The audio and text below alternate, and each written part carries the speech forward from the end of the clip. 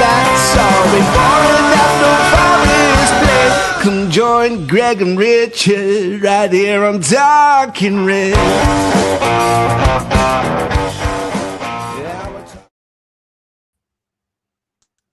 Hello and welcome back to Talking Reds, a Nottingham Forest podcast. I'm Greg Oram and my podcast partner Richard Spray will be hopping on very, very quickly in the next minute or so. On the panel, it's Danscape and Raf, the Random Pundit.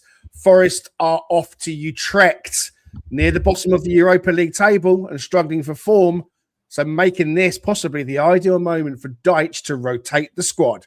With injuries stacking up and Sangaré about to head to AFCON, we're expecting big minutes for the fringe boys, maybe Abbott, McAtee, Bakwa and Kalimuendo leading the line.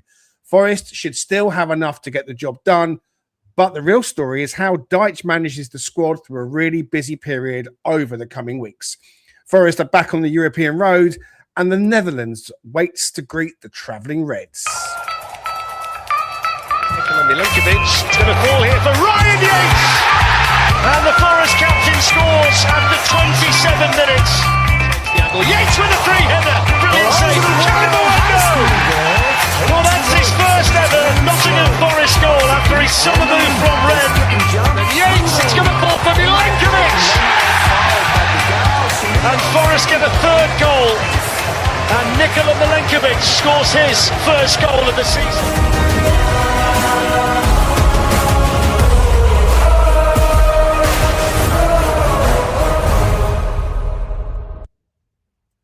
All right, let's get straight into it. My door's just gone, so I'm going to hand over to Dan to tell us how he's feeling about this one coming up on Thursday. Okay. You know what? This morning I'm tired, not because of the football. I'm tired because doing other stuff and staying up too late. But I do have this little feeling of being a little bit like fixture fatigued. There are so many games at the minute, and this is just being a fan and watching and thinking about it and talking about it and all that. So you do start to look ahead to this game and think, right, it's one where, you know, it is a challenge to have all these games one after the other, but it is still a big opportunity against this side to either to rotate or to get a bit of confidence in a few players that are potentially struggling in the league a bit for confidence. So there's lots of opportunities. It's obviously another good night in Europe to look forward to. But I can sort of feel the impact as a fan almost of all these games now, and I don't have to do half, obviously, the job that they have to do at the club. So it's interesting to get to this point, and it'll be good to, I think, see a decent win and feel good again after the game. Raf, what about you? I mean, is Utrecht or are Utrecht so weak that Forest should win with a B team? Or is this exactly when complacency can bite and you know, something could come back to haunt us a bit? Yeah, well, are they that weak? Well, actually, we'll come on to go, are they actually? And we'll look at some comparative results of what we did and what they did. And I don't think the gap is actually that large compared to what is made out to be if you just look at the table by itself. And you do have to bear in mind the fact that if you look at our group of 8, 5 of the 8 teams, and that does not include us and does not include Utrecht, are in the top 8 currently. So it is a bit skewed on how challenging our group of 8 are within Europa at the moment. But I do see this as an opportunity to reset as well and get the bounce back. So yeah, there's opportunity here. Okay, we are going to be revealing the winner of the shirt giveaway a bit later on. So stick with us. We've got the Wheel of Fortune. I've loaded all the names in. We had about 26 or 27 people that contacted us. So thank you very much for everyone that got in touch with that. We'll do it a bit later on. We are previewing Utrecht away. We don't know much about them, as Raf touched on. So let's change that now.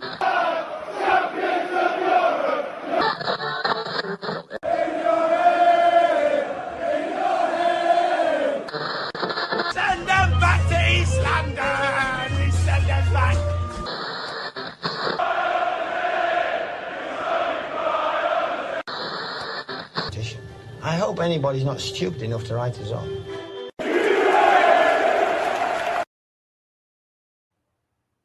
European preview.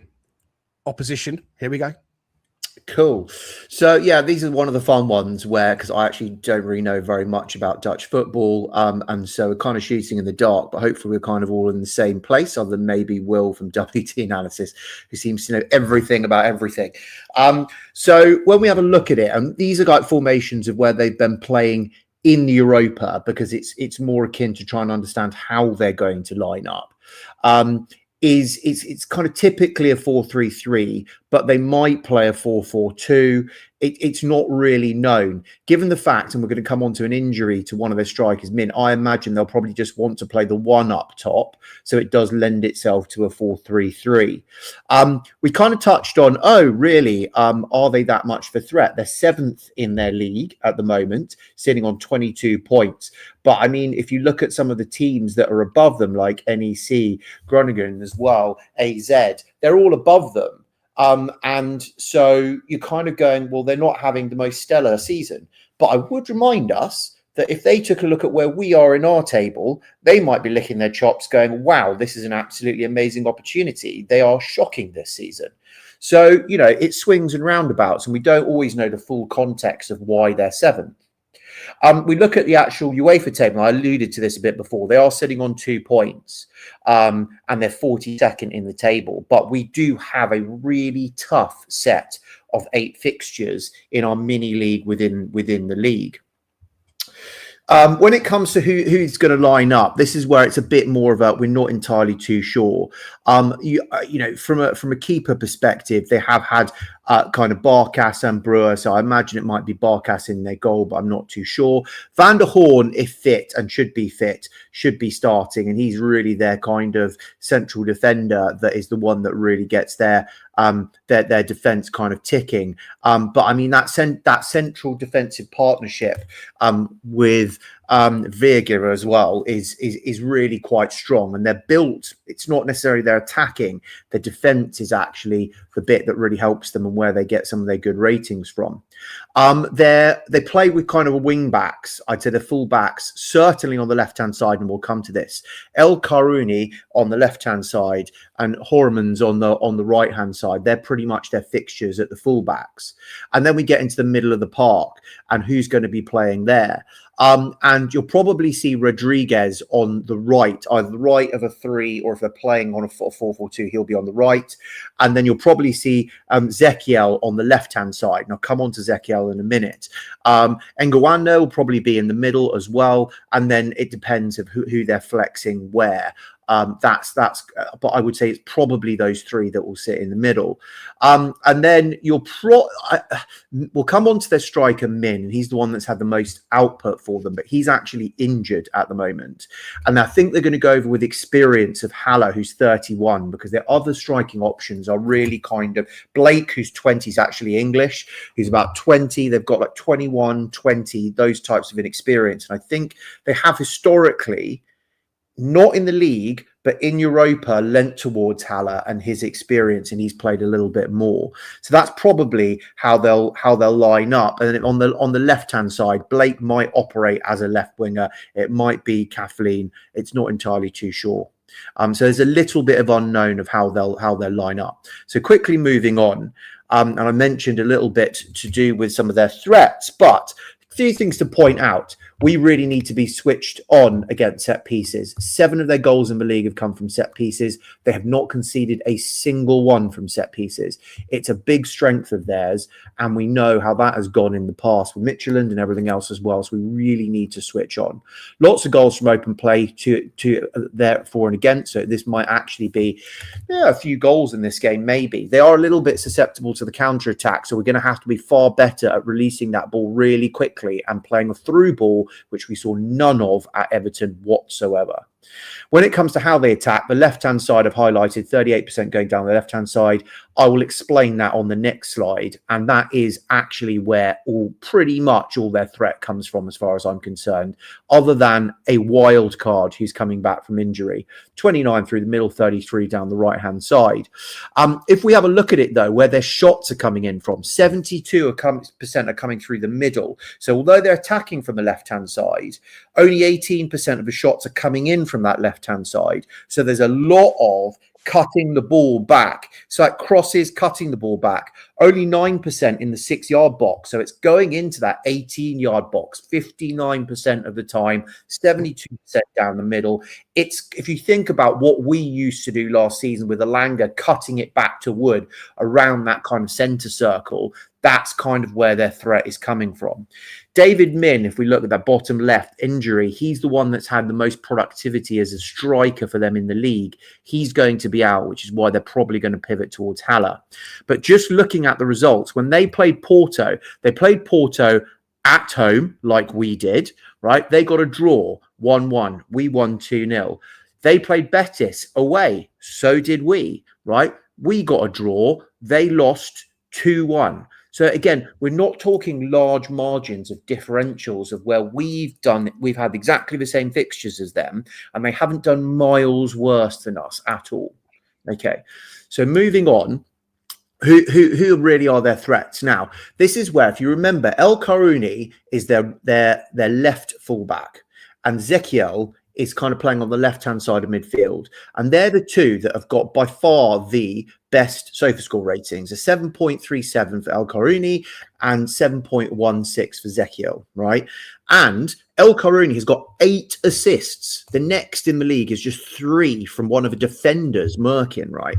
So if you're looking for the assist machine, it's that left-hand side, that left-hand channel, which El Karouni is producing. He's also on pretty much all their set pieces. He's taken 6 and Zekiel's taken the other 1 of direct free kicks. So there's an element there where he's also on corners. So he's really that creator. Big chances created, the most by him, 6. Key passes, the most by him as well. Zekiel's got the tied top number of goals with 4, along with Victor Jensen. And I'll come to Victor Jensen in a second. But very much Victor Jensen and Zekiel, but Zekiel connecting up on the left-hand side with Al Karouni. And Zekiel's had the most shots per match, the most big chances missed, though, but he's also got the most shots on target. So it's the connection between those two that is the danger that we really, really, really, really need to deal with.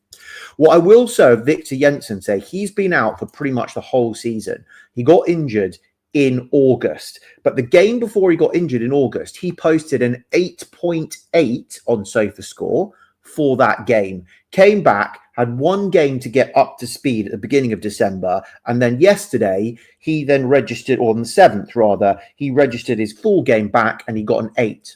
Now, he's been out most of the season and he's got 4 goals. So he will likely be put back in and have his first action. We didn't see him in the last 3 games because he wasn't fit, but he's probably going to come back in midfield.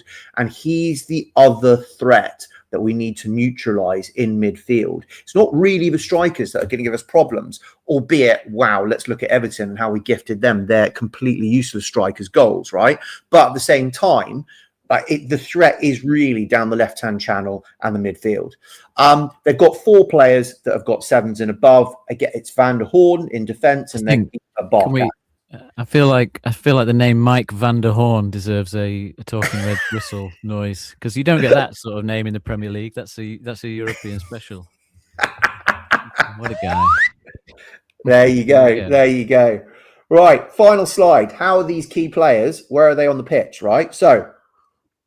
Surprise, surprise, El Karouni. Look at all that red, which is nearly 50-50 in the opposition left hand, hugging the left-hand touchline on both corners, as you can see. So he's doing defending, but he is well up the pitch on the left-hand side. Zekiel, much more red in the attacking half than his own half, and it all predominantly on the left-hand side, hooking up with El Karouni down that left-hand side. Haller, who I think is going to be probably playing as their striker. I'm not entirely too sure. It might be Blake. So he, again, it's, if you look around that centre circle, it's those balls being cut back rather than the 6-yard box where he's got most of his red spot, with a bit of dropping deep around his half. He's doing a little bit of tracking back and doing some work, kind of Wood and Jesus-esque. Jensen doesn't have much red because he hasn't really been playing that much this season, but you can see the fact that he's right in the middle of the park, in the middle of the opposition half, and he's also getting in the box around that centre circle. Given the fact he's hardly played any games, I think he's had 5 appearances, 4 starts, He's been in the team of the week twice, and he's got 4 goals, right? So Jensen, dark horse, not been playing much, but he's one to look at. Okay. Absolutely fantastic. Thank you very much indeed. I want to say thank you very much to Steph. Good morning to you. Thank you for the $5 into the pot. Much appreciated from you. And Brucey says, no Richard, no cry. Well, delay that order.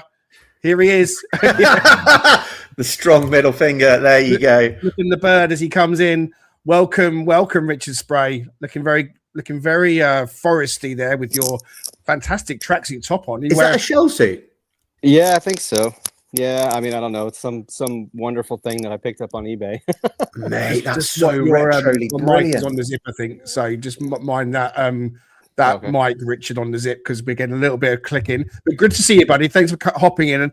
And I'll come straight to you then. So look, we've had a little bit of a look at the preview. I know you caught most of that. But we want to think about Forest and possibly the idea of rotation. Now we're back into a Thursday night, and we've got the big game against Spurs coming up. It was really poor on Saturday against Everton. We know that. If Kalimuendo plays and scores again, Richard, does that put any pressure on Igor Jesus' starting place? Or is Igor still pretty much untouchable up front? I mean, I kind of feel like Kali's pressing intensity is higher than Igor's, but Igor's hold-up stats are much better. So, how are we going to adapt the attacking structure with Kalimuendo in the side? And, can he really put pressure on Igor? Well, I think, okay, let me answer that first question about pressure on Igor. I would think not just because of the profile of striker that he is, because it's seemingly so codependent on having someone who can kind of pair up with him. I think we've said that previously. Others have said that previously.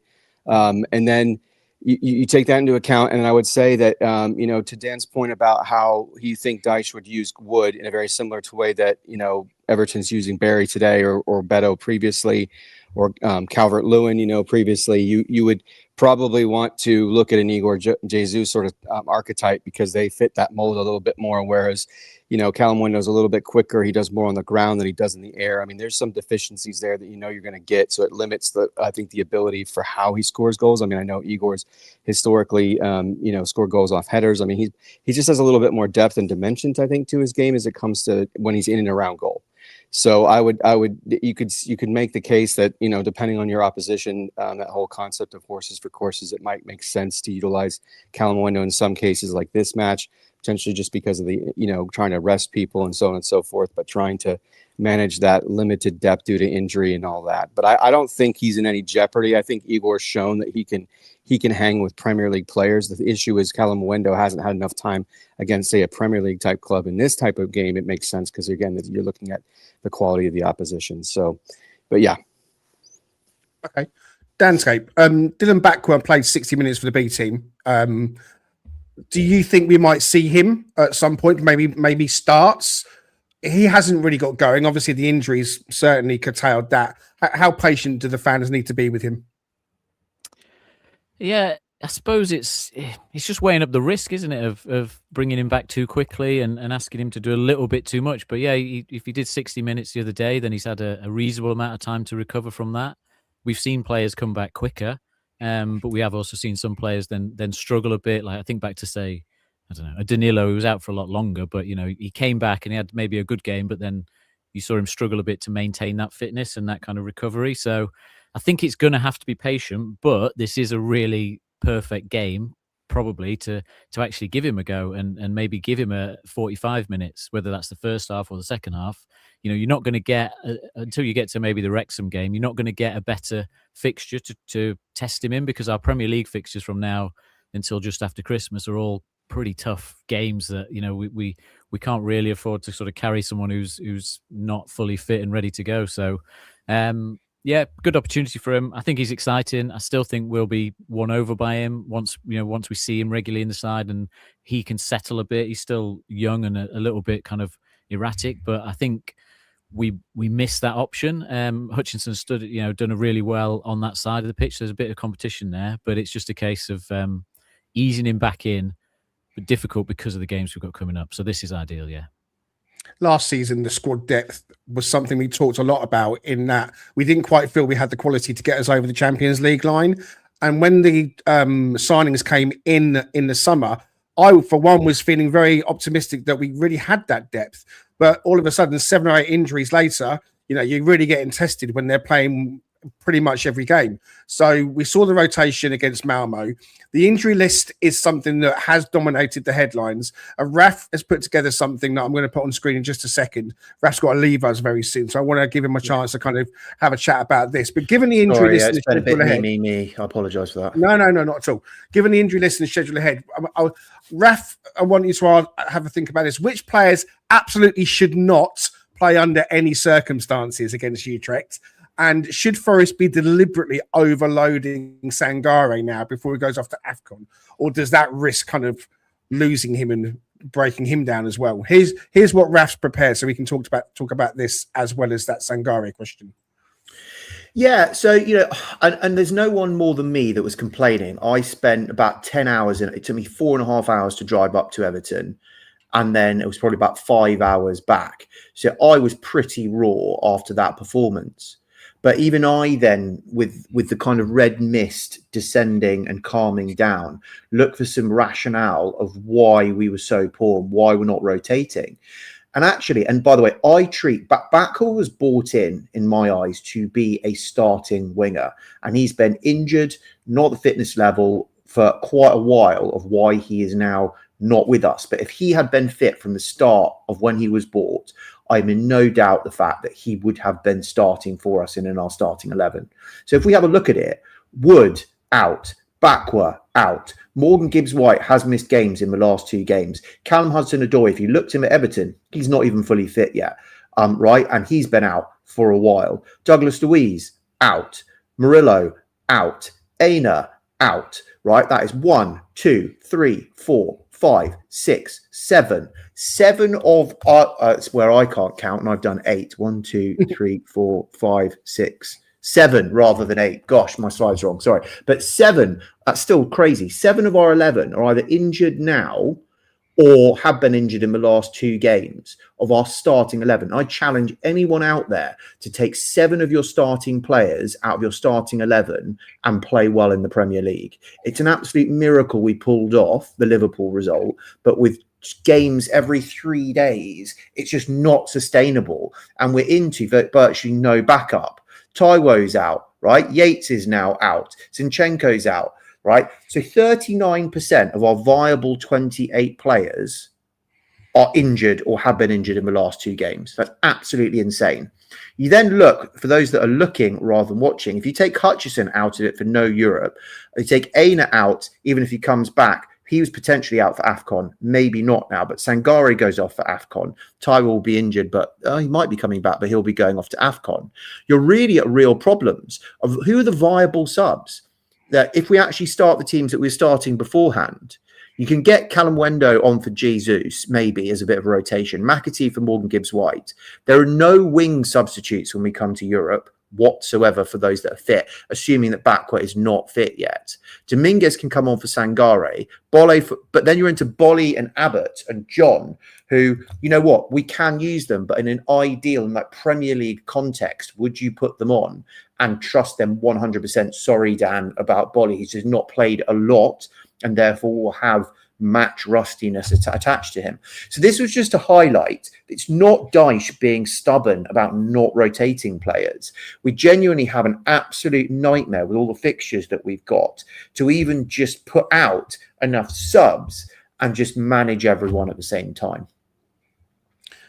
It is really difficult when you lose players. And the thing as well with Dyche, his updates don't really tell us very much. It's really frustrating. He's like, he's back and he's on the grass and he's not far behind him and he's not far behind him. I mean, the whole Chris Wood episode has really kind of become quite disappointing in that we kind of felt it was a very minor thing. He'd be back in a couple of games' time and he still isn't anywhere back on the grass. And Wake Up 834 says, couldn't you fit into all of this? It's out of order, he says, that he didn't get any game time in the previous 2 games, knowing he can't play in these games. And in these games, he means the European games.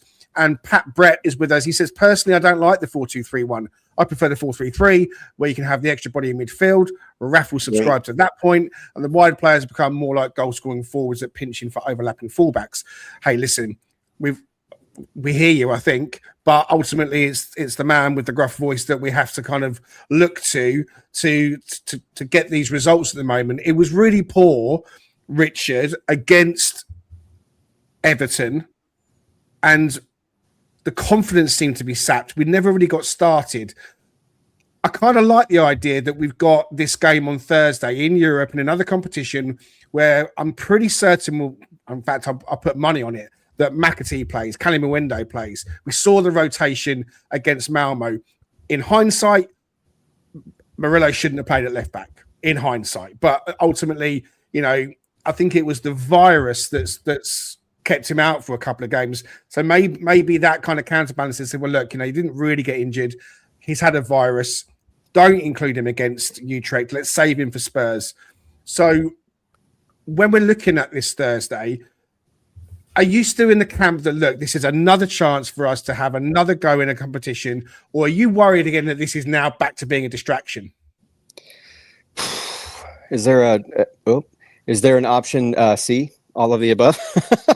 Because I do think that it given where our position in the table, clearly that's pretty obvious. We've got a situation where we've got to start to kind of vacillate in terms of, and that you can only do so much, right? And we've got a lot of time between now and the next match that we'll actually have from a European standpoint in January, right? So we've got some time to kind of not have to be as concerned about that sort of push and pull scenario. But I would say for this particular match, because of the level of quality of team, I'm not saying that they can't put in a good performance against us by any means, because that has happened. But I would state that we need to prioritize this coming weekend because of the fact that we just cannot string these losses together in the Premier League. That's going to start to really put us in jeopardy. I mean, that's probably a very intuitive statement given the fact that Leeds just drew with Liverpool. Not that Liverpool's lighting anything on fire at the given moment, but at the same time, I would still say that that's probably a match historically we would have imagined Leeds would lose.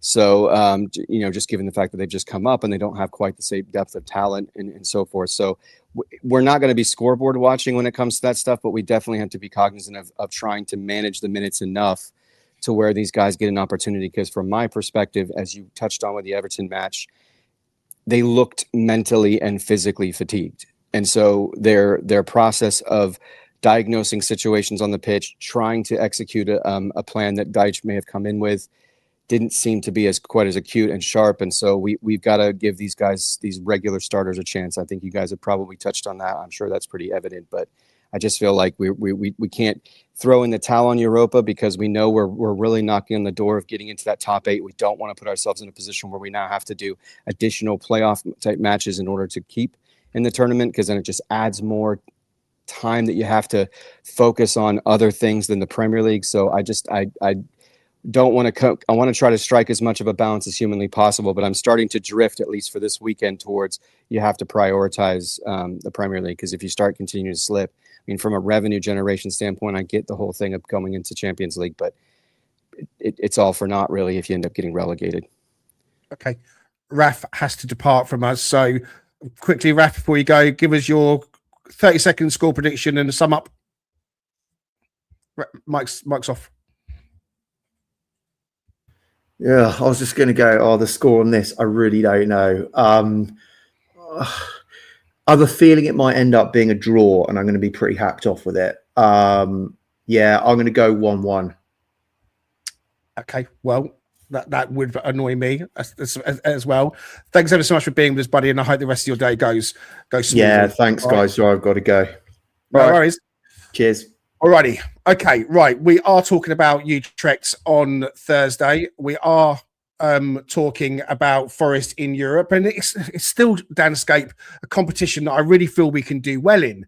The trip to Sturm Graz really frustrated me. We should have won that, but Malmo just didn't put up anything. And Utrecht are down at the bottom on the same number of 1 point as Malmo.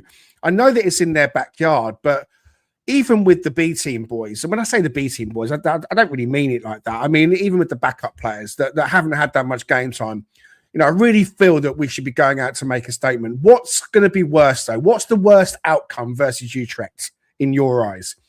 A poor performance, an embarrassing draw, a narrow win, or another injury? I mean, another injury is definitely top of the list for me. I think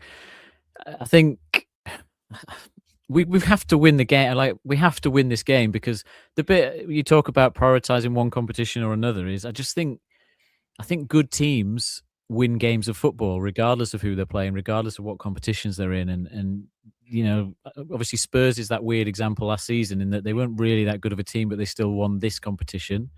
But I think generally it's being a good team in all competitions that builds confidence, and players get into the team, and they're in a confident team. They're not coming into a team that's struggling and they get nervous and all that. So I think every single game of football you can win, you need to win basically however you can do it.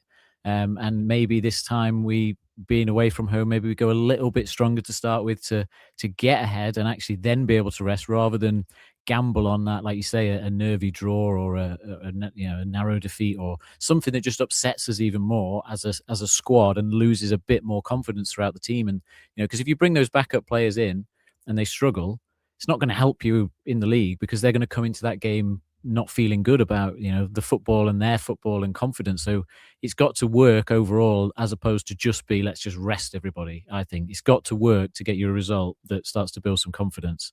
And the competition as a whole at the minute, we're in this like holding phase of just sort of feeling like we have to just get through a few games. But I guarantee you, once we get to the knockout stages, it's going to feel a whole lot different, and we're going to be well up for these games. But at the minute, it's like, yeah, we just need to get through a couple more to make sure we're through, and then it'll turn into a proper European season. I think that's when it'll start to feel like it, and we'll be glad that we, hopefully by that point, have a few players back to play stronger teams in Europe.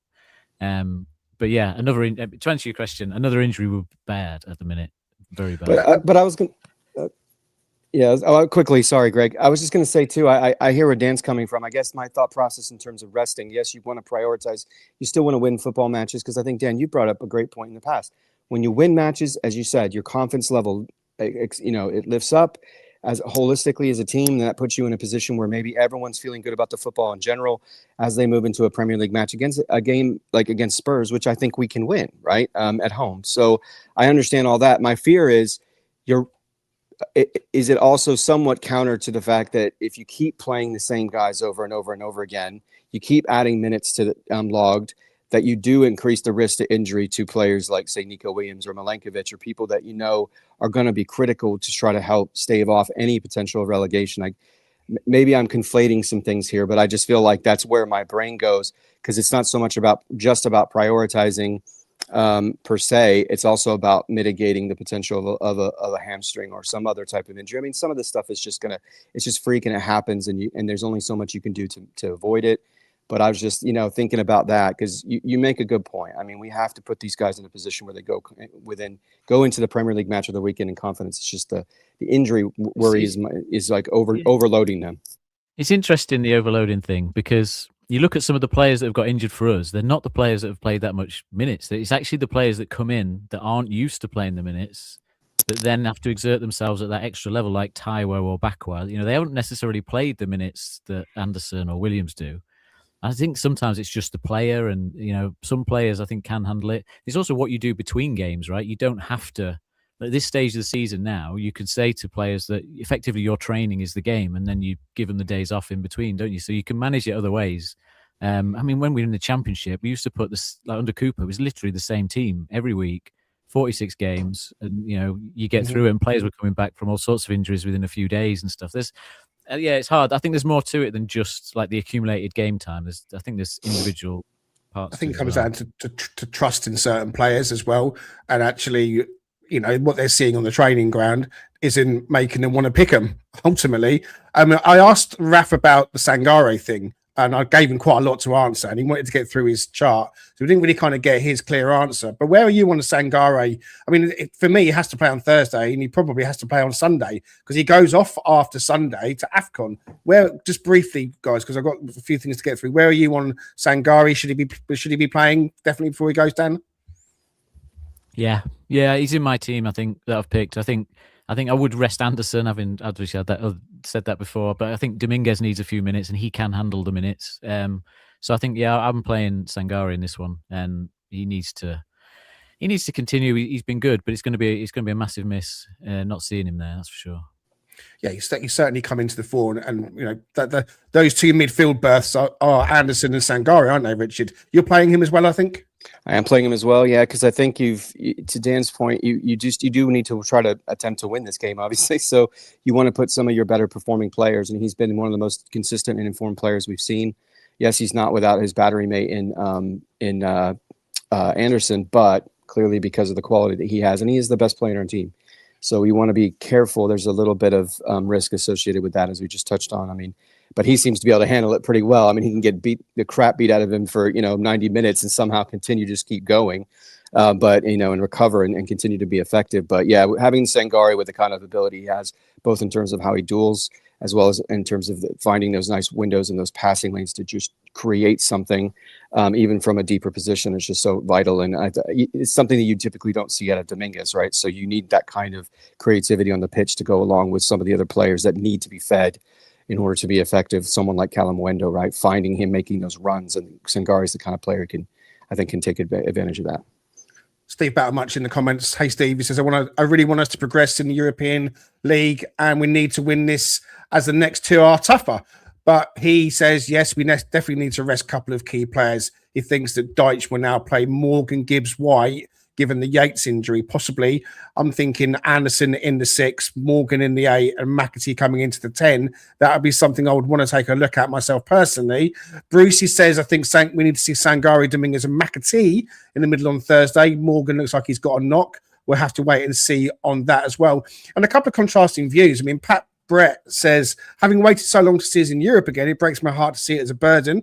I absolutely agree with that. But Graham's saying, what's the point of winning the Europa League and getting relegated?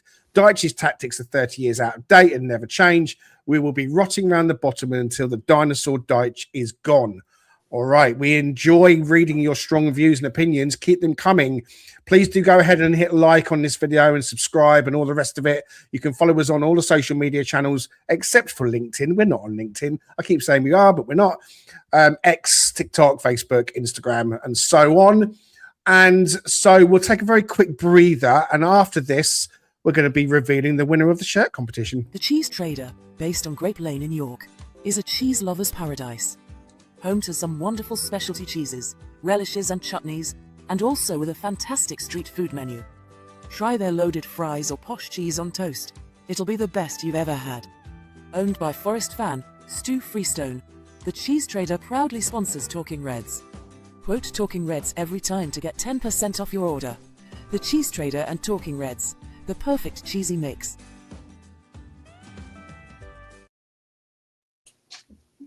The perfect cheesy mix, and the shirt giveaway is brought to you by the Cheese Trader, Stu Freestone, a great guy, a Forest fan in York. Go and check it out. You get 10% off every time you quote Talking Reds. Here comes the giveaway. Right, we had lots of people getting involved. The question was, who was the player from Forest history that Mark Turner said he would put into the current squad? And the answer, of course, was Stanley Victor Collymore. Stan Collymore is the correct answer. Some of you are getting it wrong and saying John McGovern and saying Steve Stone. It wasn't those guys. You had to go back and look into the lightning round, and Richard asked the question.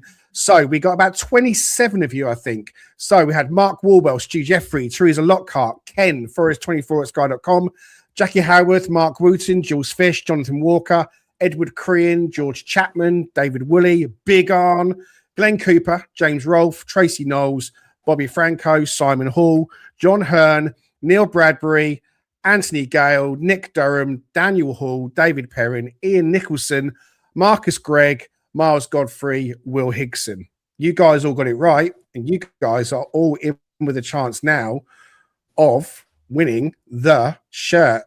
Here you go. The Wheel of Fortune is on the screen.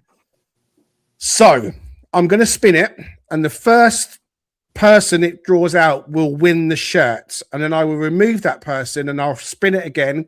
And the second person that comes up will win the runners-up prize, which is the cheese hamper. It should be a cheese wheel, really. This should be a cheese wheel. Thanks. Great Dan. point. Yeah, you know what? If only there was something for free that resembled cheese and they have to build it. But we've got the Wheel of Fortune on the screen. So trying to find my drum roll. Here we go. Let's spin the wheel and let's see who's going to win. Here we go. It's spinning. It's spinning. It's going. Who is going to be the winner of the shirt? It's going to be... Oh, it creeps in. It's Daniel Hall. Daniel Hall, you have won the Nottingham Forest shirt, courtesy of the Cheese Trader. Congratulations to you, Daniel. I'm going to write that down before I forget. So, thank you very much to everyone for entering. You saw it live on screen that Daniel is the one that's won that. I'm going to remove Daniel from the wheel. He's got the shirt, and I'll be getting the details to get that to him in a private message. Here comes the next one. And this is for the cheese board, cheese hamper. Here we go. Who's got the cheese hamper? Who's got the cheese hamper? People watching this. Yeah, I think that this is the one that everyone wants more than anything. I think it's going to be Tracy Knowles. Tracy Knowles, you have won the cheese hamper courtesy of the Cheese Trader. So we've got two winners there. Daniel Hall is our winner of the shirt, and Tracy Knowles is the winner of the cheese hamper. Wow. Thank you very much to everybody for entering and taking part. Thank you very much to Stu Freestone, the Cheese Trader, for putting up the prize. Listen, guys, we try and do something a bit different. So a shirt giveaway. Hopefully you will enjoy your prizes. And if you haven't had any cheese off the Cheese Trader previously, you can go and buy some. And it isn't pretty inexpensive. It's lovely cheese, a whole variety. Like I said, you get 10% off when you quote Talking Reds. All right. Okay. Right. Let's get back onto the match. A little bit of time left. We've had some information on Utrecht. We'll get a little bit more on them and us with this. I'm a stat man. Fazendo som, Pedrinha Moraes fazendo som, e Pedrinha Moraes fazendo som.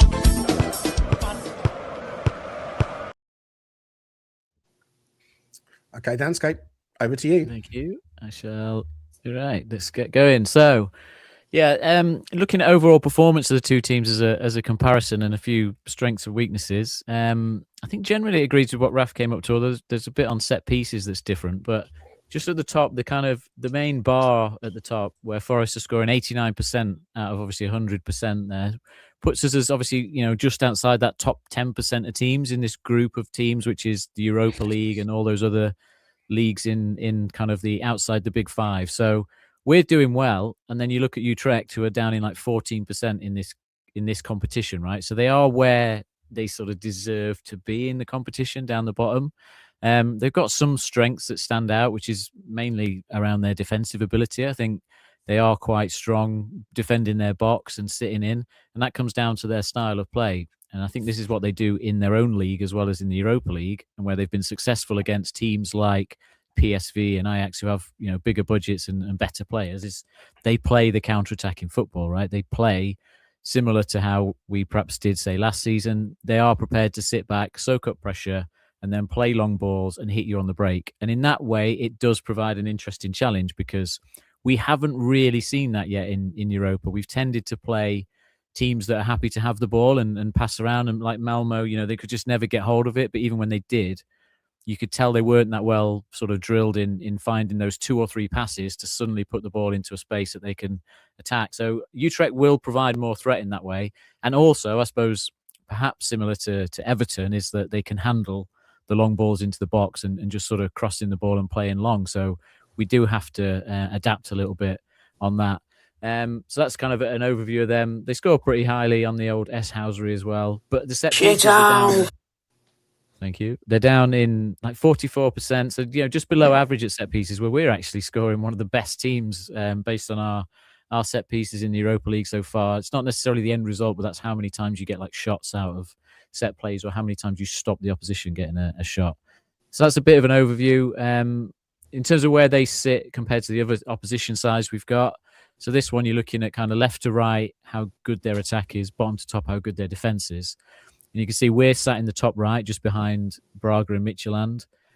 So we're good on both of those elements. Utrecht sit somewhere in the middle in terms of their defense, which is what we're saying. They're not too bad defensively. They're kind of average side, but attacking wise, they sit on the left in the same position as Graz and Malmo. So it's another game where I don't think our goalkeepers are going to have a lot to do, and our defense can probably have a fairly easy night if we manage things in front of them. In terms of the end result, bottom to top is kind of the goalkeeping performance based on the post shot XG, and left to right is the finishing performance, is goals minus XG. And you can see we're bottom left actually, insofar as we've played well, which is why we've got that good score on the previous slide, but we haven't converted the chances, and we've let in some goals that maybe we should have saved along the way, albeit we haven't conceded that many in the competition. Utrecht sit in that top left, right? The goalkeepers had a fairly good competition, but the strikers just have not taken the chances that they do create often enough for them to get more than their 1 point that's on the board. And then this is kind of like how, this is sort of how old school are they? So bottom to top is the set pieces that we mentioned, and then left to right is the long ball, tippy-tappy to long ball. And you can see they sit on the right-hand side, right? They're the longest. They're the team that ranks the highest for long balls that we're going to face. Braga are up there with them, but very much the opposite of Malmo or Porto or Betis or Graz that we've played so far. So interesting challenge, definitely. Couple of things that we've maybe been a bit, or feel a bit vulnerable after Everton to watch out for. Okay, fantastic.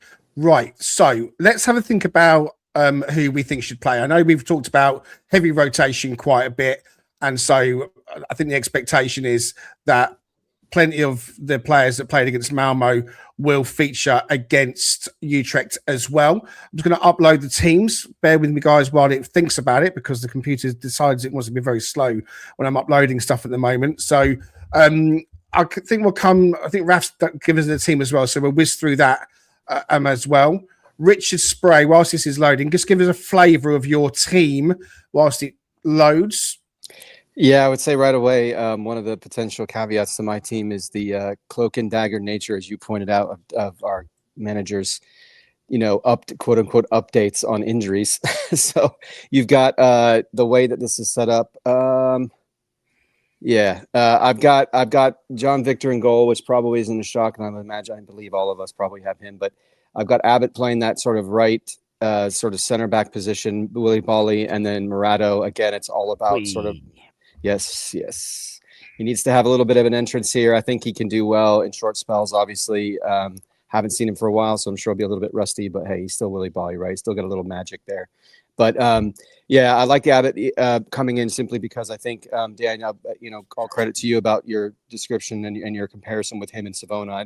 I do agree with you, at least in limited time that we've seen Abbott. I think he's got a little bit more pace. He may not have the height that Savona has, but he has the physicality, and I think he has enough quickness to deal with quite a few players in the league, and certainly in the Eredivisie. So I've got those three in the back, and then I've got a 4-man midfield, quote unquote midfield, and I've got Bakwa on the right now, assuming he's ready to go with some minutes that he's logged with the under-21s. Then you've got Sangaré, as we talked about, Dominguez coming in, and then this is probably the biggest caveat, Zinchenko. The way that it was described by Dyche, at least recently, was that he was on the grass, and I think he used the word fine.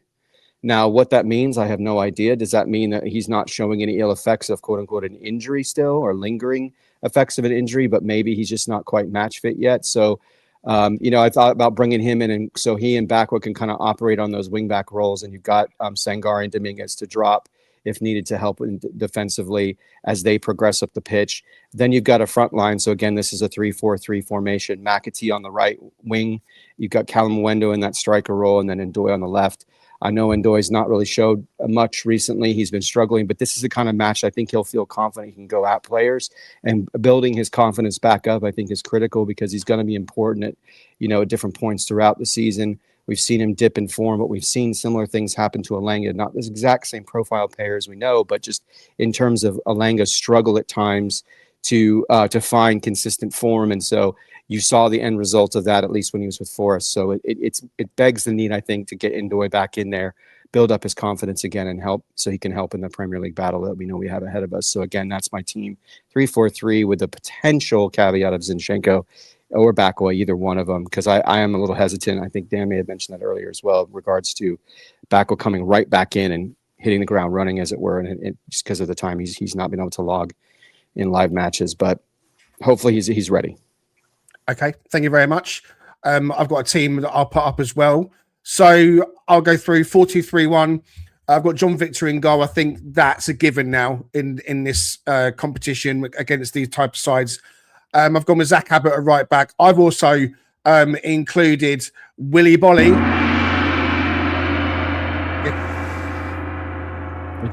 The gong of Bolly. Yeah, well, I thought it was only apt. Morato next to him. Now I've got a left back. I mean, again, I put Zinchenko in, thinking there wasn't a placeholder for one of the academy graduates. But I also thought, as before Richard said it, Dyche had said that about Zinchenko. He had kind of been quite, I think, optimistic in his review of his status, that he was back on the grass and he's fine. So we could see Zinchenko coming back into the squad. If he's fit to play, I'd play him. I would, because ultimately we have to have that rotation and we have to get him back on the grass. So I would play Zinchenko if he's fit. If he's not, then I would like to, I don't know the name of any of them, but whoever the best under 21 fullback is, I'd play him in that position. Nico Williams should not be playing at all on Thursday night. Elliot Anderson should not be playing. Morgan Gibbs-White, even though he was really poor against Everton, should also not be playing. My midfield two is Sangaré and Dominguez for all the reasons we've said. Sangaré plays before AFCON. Dominguez needs the minutes, and I want him in the midfield engine room.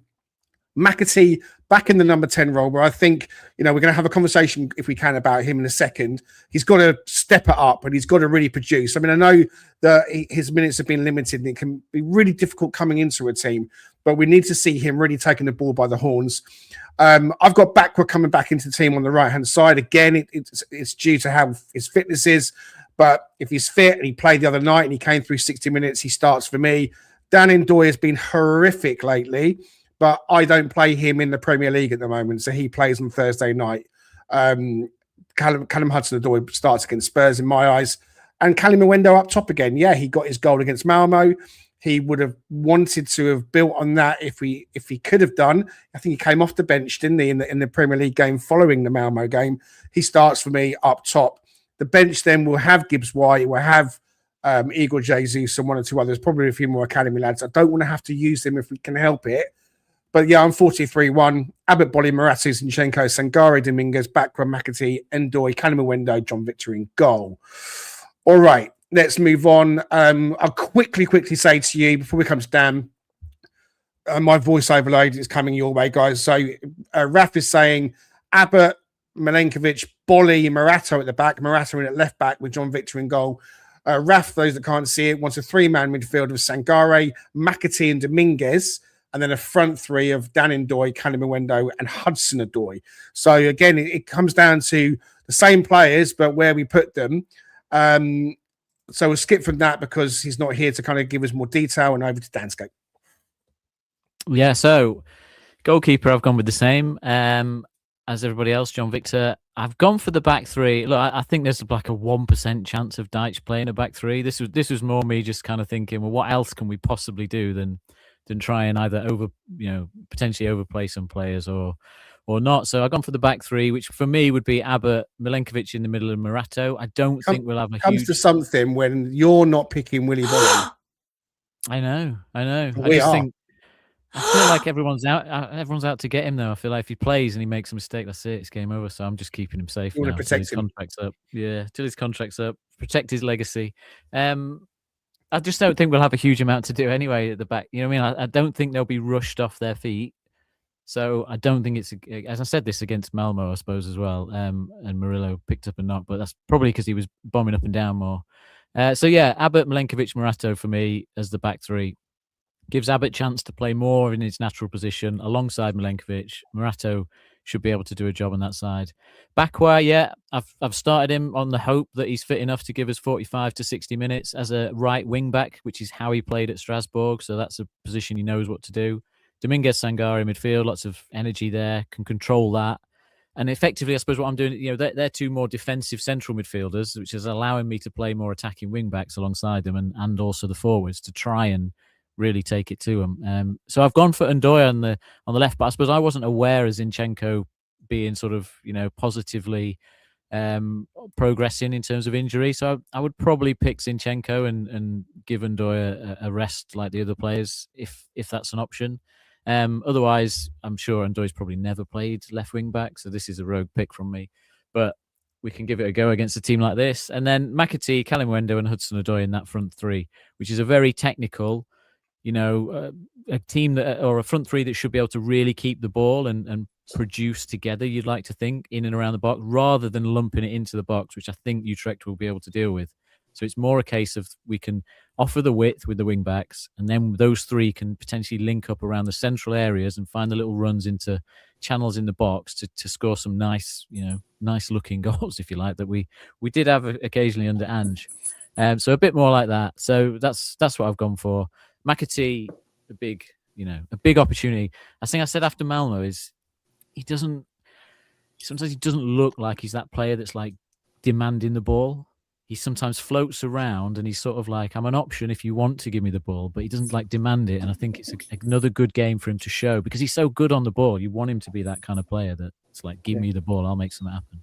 Yeah, he shows some good vision too, I think, at times as well, in terms of picking passes out. He may, on occasion, as you said, Dan, get a little bit lulled into sort of just this sort of tippy tap, like just play it backwards or play it sideways and not really drive forward. But and I hope it's okay to say one thing too. I was very tempted to put Abbott in, the center back spot in place of Bali and actually play Sinclair, because I think this is a kind of match where Jimmy Sinclair, I think, could be successful, and he's got a lot of athleticism, and he's just a very energetic, and I know he came in with a little bit of fire in his belly and got a yellow card fairly quickly in the last time he played. But this just seems like a match because they don't seem as physical of a team. I mean, their S-Hauser, he's a little bit higher, but it seems like a matchup that I think could go well in terms of letting him play a little bit more advanced role and then have you shift into a back three when he's advancing up the pitch. If he was a left back, I think he'd be playing. 100%. He'd be playing. But I was just thinking in terms of having having Zinchenko. He's a right back. Yeah, he's a right wing back. Yeah. So you can. Anyway, sorry. Go ahead, Greg. You're going to say something. No, not at all. No, I want you to jump in and raise that. It's really important. Just wanted to kind of ask about McAtee, going back to him. I mean, we talk about big opportunities every time he gets a chance. Is this the biggest opportunity? Is the next one the biggest opportunity? And it's obviously a yes. He wants to get more minutes in the Premier League. What does he need to do, guys? What do you want to see from him actually on Thursday night? What is it that you want to see from James McAtee? We talk about his style and impact on games, but what does he have to do to kind of really force his way into anyone's thinking for a Premier League start? Danscape. Well, for me, he has to do what Dewsbury Hall did to us. He has to do that to another team. You know what I mean? Like, if you're comparing players that were struggling to get game time from bigger teams and have stepped down, you look at the impact Dewsbury Hall's having. Yes, he's playing more regularly. I'm sure that helped, but he just seemed to grab that game by the scruff of the neck and battle people and want the ball, and he had the confidence, and that's what we need to see for me. Yeah, it's like somewhere in between what McAtee's been doing and what Morgan does, because it's like Morgan's a little bit, I think, more frenetic and a little bit different style of player, even from Dewsbury Hall. But that point, that ability to kind of like, as you said, Dan, he wants to get in the middle of the action. He wants to be driving them forward. He wants to be a part of that transition and getting them into attack and leading people into an attacking position. It's like we don't really see him do that consistently. But to your point, like his ability to take players on one-on-one, I think is better than Morgan's, and I've seen illustrations of that. So it's like, you don't necessarily want him to do that per se in every instance, but be a little bit more aggressive and have a little bit more intent and just play, loosely. Because if he continues to play kind of how he is, where he's got isolated moments of good play, then it really doesn't create a question in the mind of Sean Dyche, does it? But I would say if he can get a goal and assist or something like that, or some having meaningful contribution to the flow of play, where, like I said, he's leading the line, I think it definitely puts that pause, or maybe gives Dyche a little bit more confidence to potentially slot him in if needed, so he doesn't feel such a propensity to have to play Morgan, even if he's got a little bit of a challenge right now with his back. Because we don't fully understand that either, as in terms of the extent and severity of that. It doesn't seem to be limiting him completely, but he has had some pretty spotty performances recently since that quote-unquote injury. Okay, guys, we're just about out of time. A couple of things I want to say. The news is that Kalimuendo has now finished the season at Botafogo and was given a bit of a hero send-off. So we do expect him back in the club and will be a welcome addition to the club as well. I fully expect, and this is just a guess, that I think Zinchenko will depart. Whether we replace him or not, or maybe Kalimuendo is the left-back replacement, remains to be seen. Everyone will have seen that the latest City Ground development news has been all over social media and all over the Forest website. We will be bringing you another episode with our good friend Matt Druitt, the architect, the train specialist, within the next week or two. I hope to keep your eyes and ears peeled for that. And the other thing I would say as well, guys, is that we want you all to get involved in the chat and give us your comments, but we ask you to be respectful when you do it. You may not agree with others.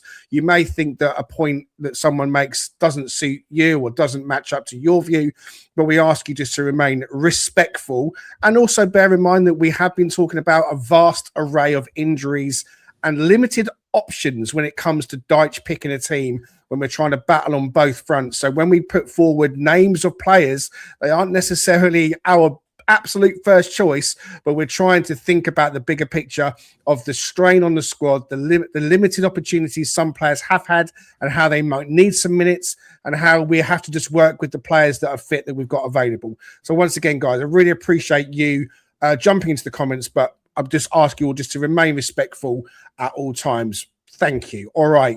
We're going to finish it there. I want to get quick score predictions from you, Dan. 3-0 again. We have another 3-0, please. Yep, that sounds good to me. Richard Spray. I'll go 2-0. Okay.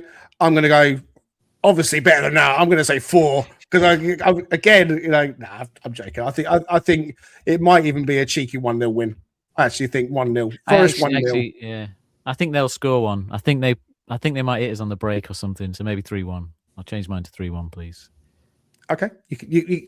We'll allow it. Okay, guys, get behind the team. I keep saying it every time. Get behind the team. It's an earlier kickoff, remember, for the UK watchers. So we look at 5:45 p.m. in the UK. I have no idea what time it is kicking off in the States or in Australia. You guys can round that up yourselves.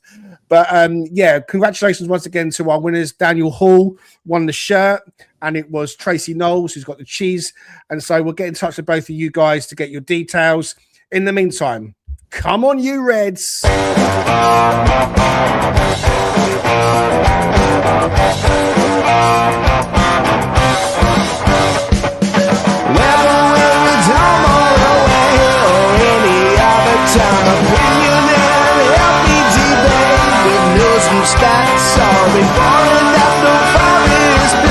Come join Greg and Richard right here on Talking Red.